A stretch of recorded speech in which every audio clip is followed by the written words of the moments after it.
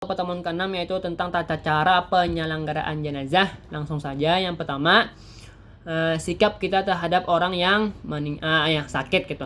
Yang pertama, kita takziahi atau kita kunjungi dulu orang tersebut. Yang kedua, kita bacakan doa kepadanya agar supaya dicepatkan sembuh. Dalam modul disebutkan Allahumma athibil ba'sa rabban nas ishfi anta syaq la shifaan illa shifauka shifaan la yughadiru saqaman. Lalu kita bisa beri nasihat atau saran. Yang selanjutnya kita bisa bacakan surah Yasin, atau ada juga orang yang nyebut surah Ar-Ra'du bisa juga. Terus yang terakhir kita iringi gitu. Kita irit untuk membaca La ilaha illallah. Terus setelah orang sakit maka kita berhadapan, misalnya orang meninggal, tetamu orang meninggal, yang pertama ialah kita pasti pejamkan dulu matanya. Yang kedua, kita kalau bisa kita hadapkan ke arah kiblat, yaitu tubuhnya lah. Lalu kita tempatkan di tempat yang sepantasnya atau yang terhormat gitu, jangan sembarangan lah, ingat. Lalu kita bisa bacakan doa untuknya, bisa saja baca doanya Allahumma ighfir lahu warhamhu wa'afi wa'fu anhu, bisa saja. Terus yang terakhir yang mesti kita melihat ketika orang meninggal tuh, kita bacakan Al-Quran apa saja terserah, kita hadiahkan untuknya sampai orang tersebut dimandikan. Nah, setelah ini ada 4 kewajiban dalam penyelenggaraan jenazah lah.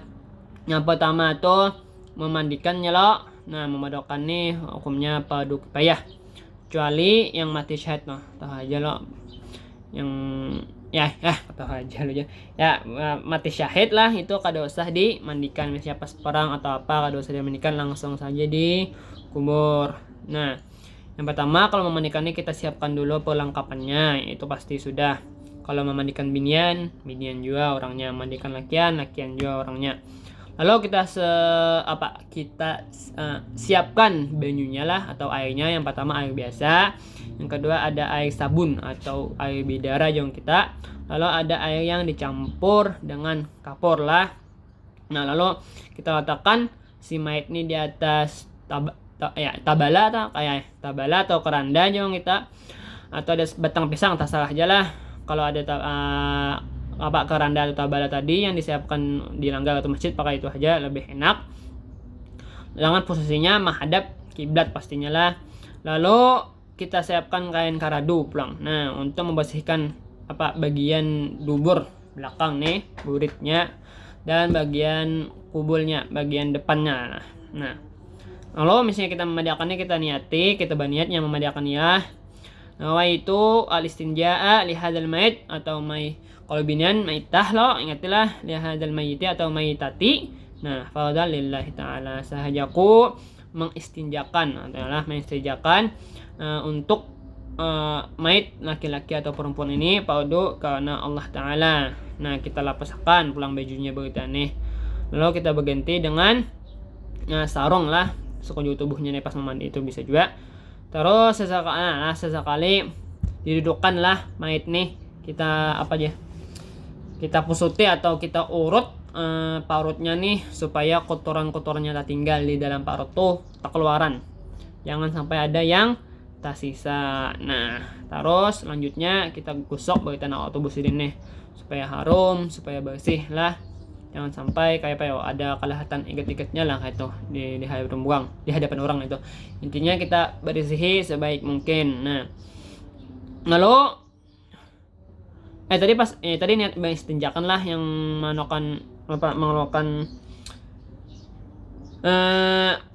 kotoran-kotoran tadi tuh, itu niat istinja. Lalu hanya kita mengeluarkan kotoran tuh, hanya kita pulang mandi. Nah, kita mandi pulang lafaz dan niatnya yaitu nawaitul ghusla li hadzal mayit atau li hadhil maitati. Nah, li istibahatus shalah alaihi fadhal lillahi ta'ala alaihi atau alaiha lah.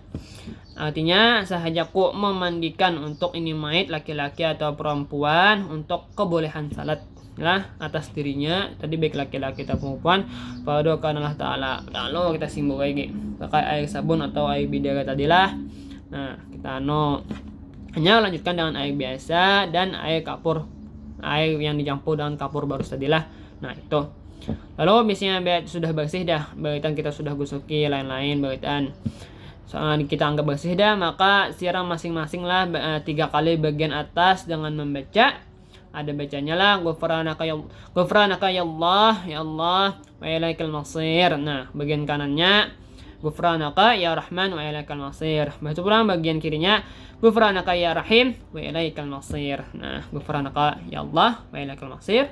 Begitu pula ghufranaka ya Rahman wa ilaikal masir. Begitu pula ghufranaka ya Rahim wa ilaikal masir. Nah, tuh misalnya yang terakhir pulang mayit lo diwudukan. Nah, kita wudui, dan sebelum memandikan tuh mayit sudah sebelum dimandikan tuh harus sudah diwudukan. Apa niatnya pulang? Kita lafaz yang memandikan inilah nawaitul wudu lihadal atau lihadil maitati. Nah, sunnatulillahi ta'ala, sahajaku mewudukan itu nah mayit laki-laki atau perempuan ini karena Allah Ta'ala, sunat karena Allah Ta'ala. Nah, lalu kita baca doa Hagensidin Allahumma ja'alni wa iyyahu minat tawwabin. Nah, kita niatkan mudah-mudahan kita wawanya termasuk yang taubat saja kayak itu. Nah, lalu misalnya sudah nih diwudui, kita periksa kembali pulang apanya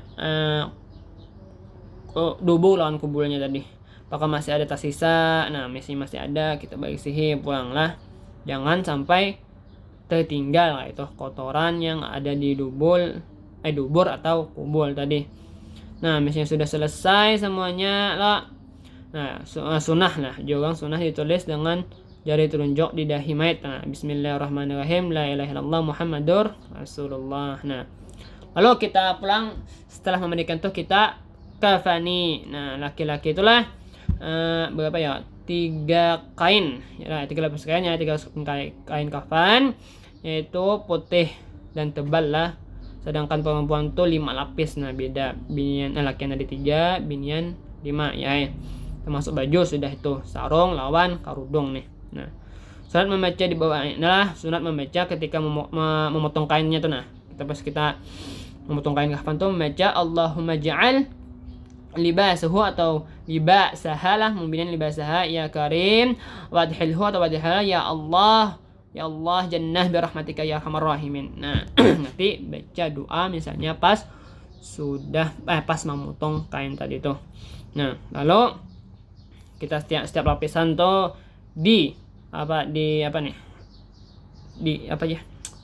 kayak ditaburi candana dan minyak wangi, kita gosok-gosok lah supaya harum. Lalu kita siapkan 3 atau 5 tali pengikat lah supaya mengikat yang kain-kain kafan tadi. Lalu misalnya dikafankan hanya disalatkan lah.